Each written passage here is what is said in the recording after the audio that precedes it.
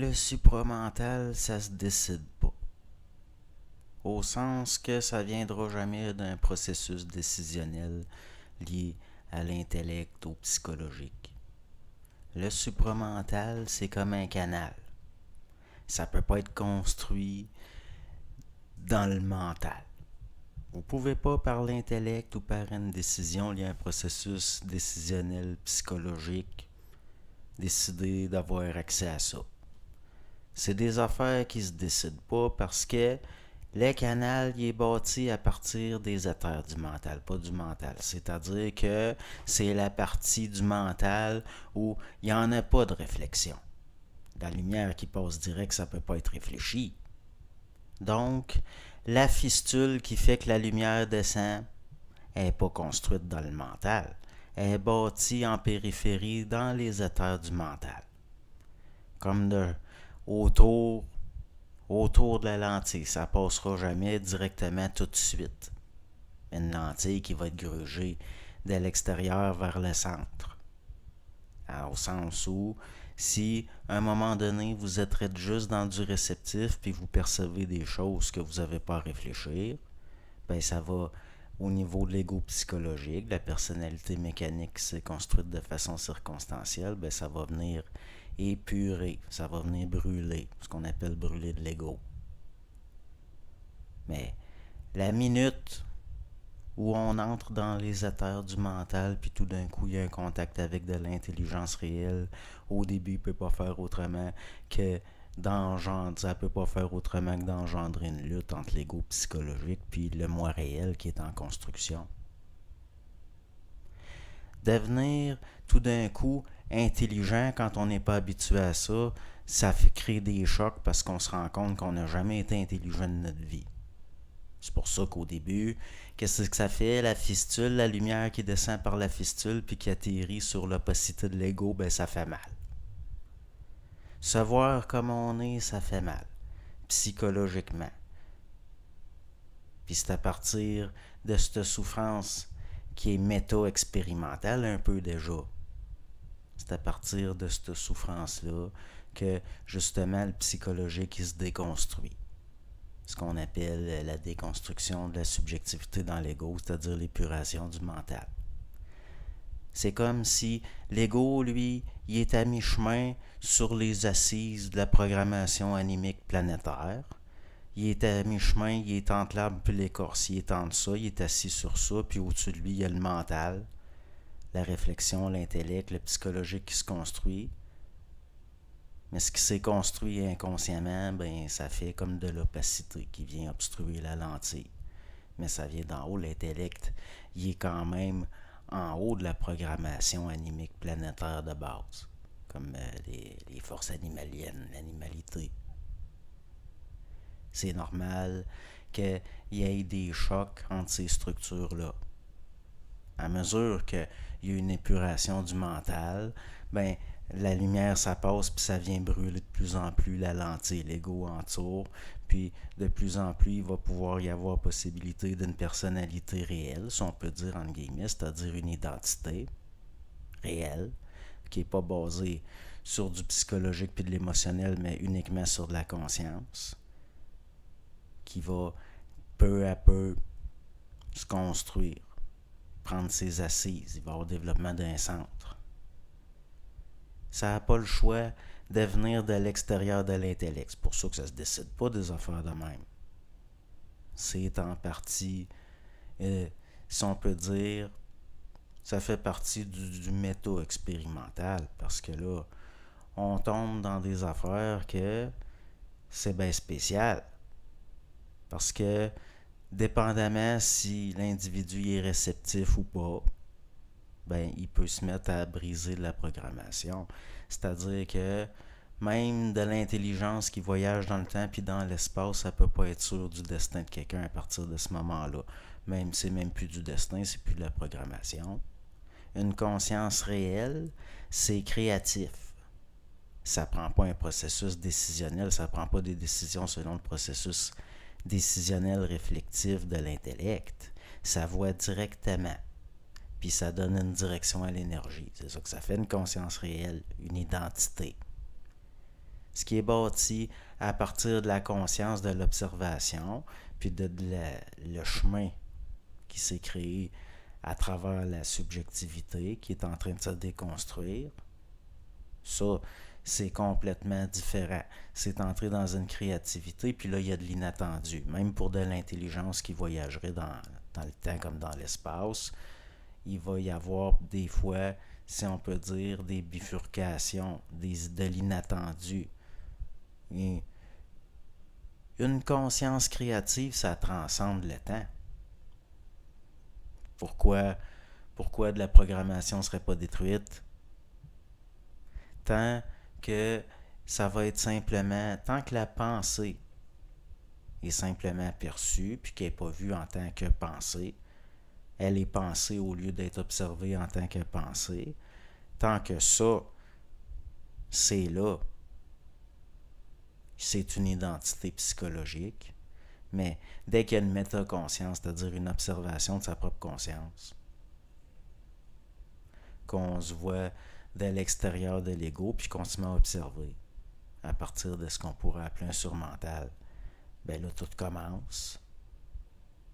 Une conscience créative, une identité réelle, c'est créatif, c'est-à-dire que ça ne fonctionne pas selon les désirs de l'ego, ça fonctionne selon une volonté. Une volonté, c'est-à-dire voir, puis donner une direction à l'énergie. Puis ça va de soi. Il n'y a pas besoin de prendre de décision. Ce qu'il y a de plus intelligent à faire est vu immédiatement. Plus besoin de réfléchir à ce niveau-là. Plus on est lucide, moins on a à réfléchir. Plus on est conscient de ce qui se passe, moins on se pose de questions. La créativité réelle, ça peut être fluctuant. Des fois ça vient, des fois ça part. Au niveau d'une mécanique évolutionnaire, si on peut dire, l'important, c'est que les périodes où ça part doivent se raccourcir, tandis que les périodes où ça vient se rallongent tranquillement. C'est ce qu'on pourrait appeler de la transmutation. Mais il est normal, au début, d'être plus souvent dans le décisionnel psychologique que dans le créatif réel. Il faut prendre le corps de désir qui est entre autres assis sur les... construit avec l'animalité un peu, le corps de désir tranquillement, le transmettre en corps de volonté. Sortir des lois planétaires polarisées, c'est-à-dire le pouvoir, la lutte, puis entrer en puissance.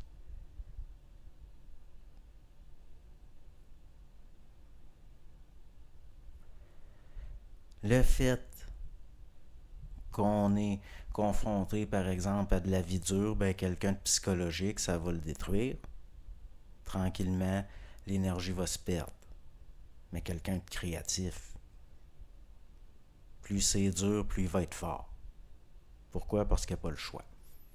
Puis s'il est sorti de l'illusion du libre arbitre psychologique, il sait qu'il n'a pas le choix. Donc il fait avec, il est créatif. Être créatif, c'est faire avec. On ne peut pas être créatif à partir de rien.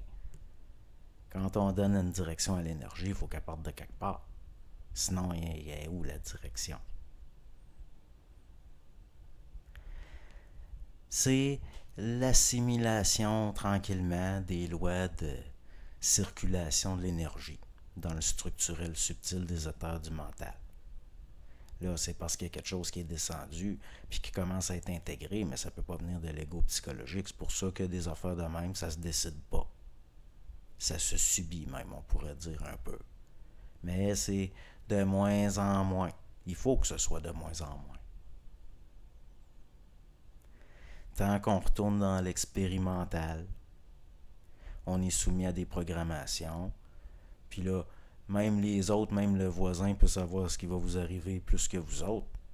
Plus que ça m'est arrivé que des gens qui m'observaient savaient plus que moi ce que j'allais vivre. Parce que j'étais profondément dans la programmation, puis qu'ils voyaient ma programmation, puis moi je ne voyais pas. Mais dès qu'on devient créatif, il n'y a plus personne qui peut prévoir ce que vous allez faire. Il n'y a plus personne qui peut être sûr de ce que vous allez faire. Si eux autres sont restés dans le psychologique, tout d'un coup, ils ne voient plus la programmation. C'est sûr qu'on peut observer de la programmation à partir du psychologique. Mais pour voir réellement quelqu'un, il faut avoir accès aux états du mental, c'est-à-dire voir au-delà de ça. Avoir une conscience de c'est quoi de la conscience. Avoir une vue claire de ce qui se passe. Là, c'est complètement différent. Complètement autre chose. Voir quelqu'un, on n'a pas à prévoir où est-ce qu'il va arriver puis à réfléchir, on le sait. Ça, c'est en dehors de la réflexion, c'est-à-dire qu'il n'y a pas besoin d'analyse. C'est vu en temps réel, ça saute aux yeux. Avoir une vue claire de même, perçante, ben, ça permet des fois de contourner un petit peu la programmation. Puis là, plus ça arrive, ben là, plus on devient à l'aise. Avec ça, pas à l'aise psychologiquement, on ne sera jamais à l'aise psychologiquement avec rien. Être à l'aise psychologiquement dans la vie, c'est du non-sens. Pour être à l'aise dans la vie, il faut intégrer des lois de la vie. C'est entre autres lié à la compréhension, la vue de la subjectivité du psychologique, donc la capacité d'accepter que c'est comme c'est. Plus on accepte que c'est comme c'est, plus on le voit comment c'est. On n'a plus besoin d'avoir les mécaniques de défense pour nous protéger du réel. L'émotivité, c'est comme de l'énergie. Si elle s'écoule inconsciemment dans toutes sortes de structures liées à de la programmation, ben là, c'est certain qu'on n'intégrera pas aussi rapidement que si l'énergie, on comprend un petit peu comment ça marche, puis cette énergie psychique-là, qui devenait de l'émotion, on l'envoie directement dans les éthers du mental. Le corps, la réelle conscience, c'est un peu un corps qu'on construit dans les éthers du mental, qui se construit dans les éthers du mental. Il y a de quoi qui est descendu, qui a frappé la subjectivité psychologique de l'ego, qui fait qu'il y a une métaconscience qui se développe, parce que tout d'un coup, l'ego se voit en lui-même, puis il voit que le psychologique, c'est pas nécessairement de la conscience réelle, que c'est mécanique, que c'est fortuit, ça rebondit, ça commence à construire un centre dans les éthers, un peu plus haut, au-delà du psychologique. C'est un peu ça de la conscience, une conscience réelle, c'est comme vous construisez dans l'éther, là. Ça va au-delà de la mémoire mécanique.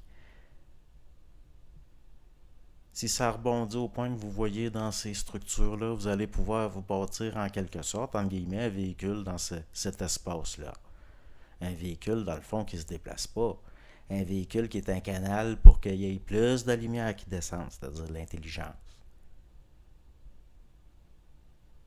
L'intelligence toute seule, c'est pas conscient, c'est à un niveau ben trop au-delà des lois de la vie. Faut que ça passe à travers une conscience. De l'intelligence tout seul, ça peut pas être conscient. Ça prend de l'individuation. Il en faut de la diffraction à ce niveau-là, mais il faut que ça soit une diffraction basée sur le 1. Puis là, il y a un jeu entre ce qui est en bas et ce qui est en haut.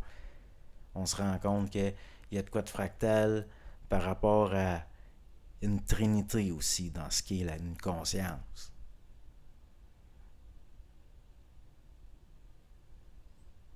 Il y a une conscience. Il y a de l'énergie à la base, il y a de l'énergie en bas, il y a la conscience dans le milieu, puis ça rebondit, ça se nourrit, ça s'auto... on la voit, la loi, le petit univers, le microcosme. Une conscience, c'est un microcosme. De l'intelligence tout seul, ça peut être le macrocosme, mais c'est pas pareil. C'est bien intelligent de l'intelligence, mais il y a juste de la conscience qui est assez conscient. Pour ça, il a fallu des lentilles, même s'ils sont construites mécaniquement, densifiées mécaniquement, ben là, c'est en train de m'amener, ça se polie. Il va bien falloir atteindre le stade d'après. De toute façon, on n'a pas le choix. Est-ce qu'on est passé de des êtres de nature, des êtres... est-ce qu'on va passer de la vulgarité de la matière pour être arrivé à plus subtil, c'est-à-dire une projection synthétique de la matière, pour pas aller plus loin puis pour remonter plus haut. On crée de l'expérience dans le sens que on crée de la mémoire, on est des structures par où l'énergie rebondit. Ça s'en va tout s'enregistrer plus haut. De la conscience pas apparue pour rien.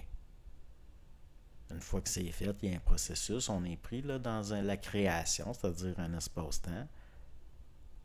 Mais ça s'est pas créé pour rien, la conscience. Il faut que ça retourne à la source faire son rapport. C'est un peu comme le système se voit lui-même.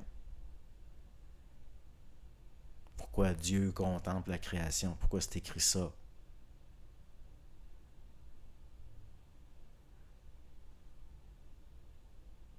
Il va bien falloir à un moment donné atteindre des points où il n'y en a plus de forme, il y a que de l'énergie. Donc toutes ces vieilles affaires-là, on voit à travers la forme, on voit bien.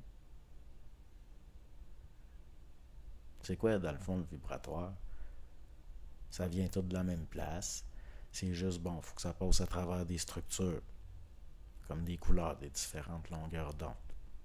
Sinon, il n'y en a pas de langage. Il n'y en a pas d'un. Il faut que l'intelligence, ça se promène. L'information, il faut que ça circule. C'est comme de l'énergie à travers des structures. Comme on disait, intelligentsia. L'intelligentsia, c'est de l'information qui circule. Les lois universelles qui s'expriment à travers différentes couches de densité. Tout le reste, même au niveau de la vie d'un individu, là, qui a l'air de rien, là, il est comme le lapin. Il y a un lapin dans le champ. Ben, cet individu-là, il reste que c'est un microcosme, il reflète toutes ces affaires-là. Donc, c'est quoi de la conscience? C'est là où on se voit soi-même, les choses qui vont de soi, pas les choses qui vont de moi. Pourquoi que on a créé des écoles de psychologie, puis qu'il y a des psychologues, puis c'est l'ultime mystère. L'autre, là, Jung, son histoire de l'homme à la recherche de son âme. Ben oui, mais de la conscience, c'est quelque chose qui est en recherche. L'intellect, c'est en recherche. La conscience, c'est la partie qui trouve, la partie qui voit, pas la partie qui est en recherche. Plus l'identité elle va être dense, plus ça va être fort, moins il y a besoin de recherche. On se casse la tête puis on se fait mal pour rien. Puis même quand la lumière descend, ça devient comme quelque chose de purulent qui s'écoule à travers une pustule puis qui nous brûle. Ça brûle les corps fragiles, les corps un peu comme si c'était des moules de cire. À un moment donné, il faut couler le métal en fusion, il faut qu'il y ait quelque chose de plus solide, de plus sophistiqué, non pas au sens où on le comprend, mais disons de plus ergonomique par rapport à ces phénomènes-là.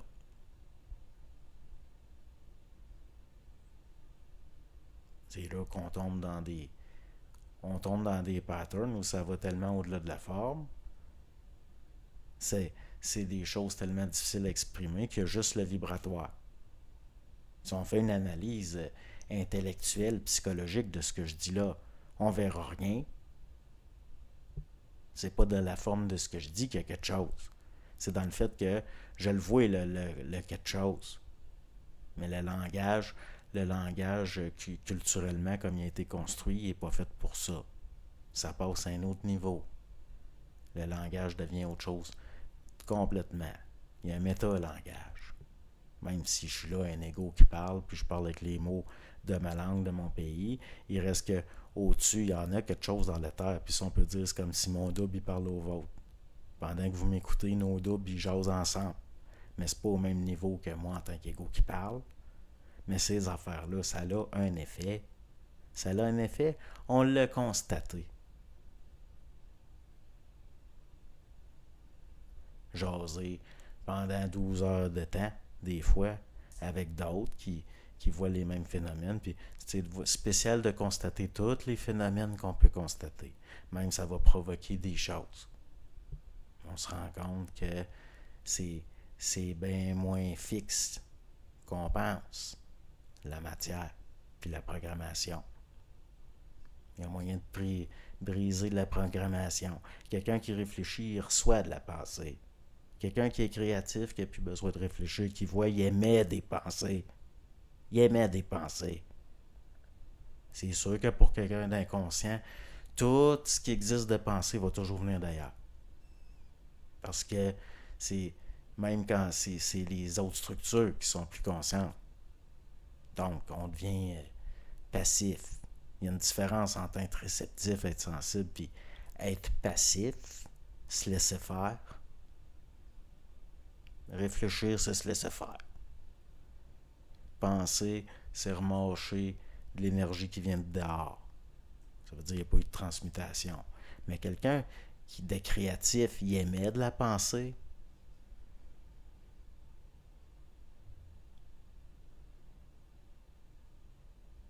on est là à s'identifier à ce qui nous passe par la tête parce qu'on est psychologique encore.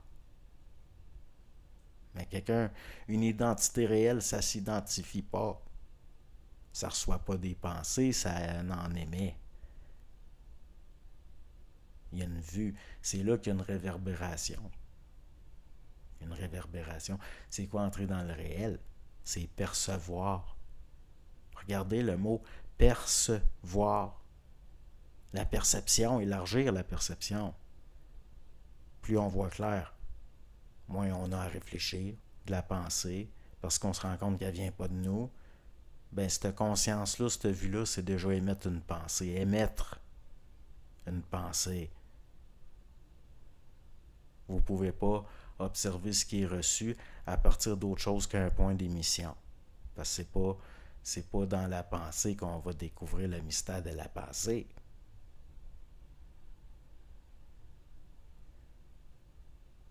La vue, c'est quelque chose qui sort.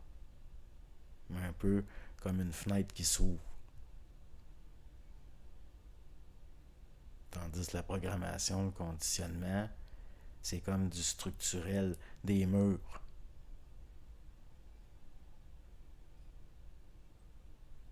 Une machine mécanique.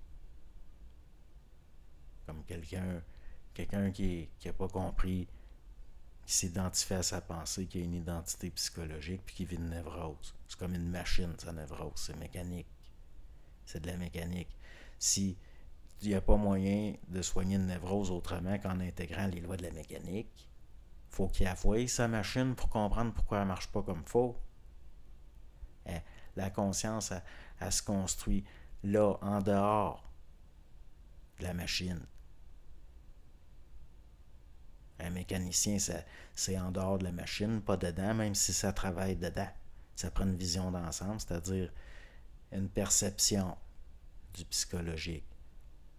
Il y a une différence entre une perception psychologique puis une perception du psychologique. Étudier la conscience, avoir une conscience qui a de la conscience. Donc, il y a déjà une métaconscience qui se construit. C'est déjà beaucoup.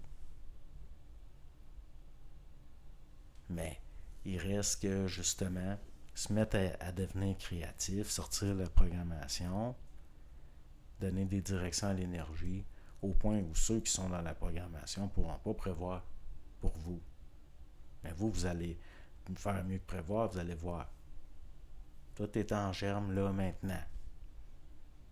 C'est sûr qu'au début, les premières pensées intelligentes qui nous viennent, c'est de la réalisation du fait qu'on n'est pas intelligent dans le fond, psychologiquement. C'est sûr que c'est comme ça au début.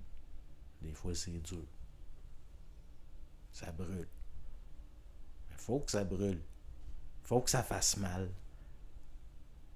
C'est comme quand vous passez toute une nuit enfermé dans une pièce noire, puis qu'il fait jour dehors, puis vous ouvrez la porte, ça va faire mal. Les yeux nous plissent. Les vieux réflexes. Mais peu à peu, on peut s'habituer.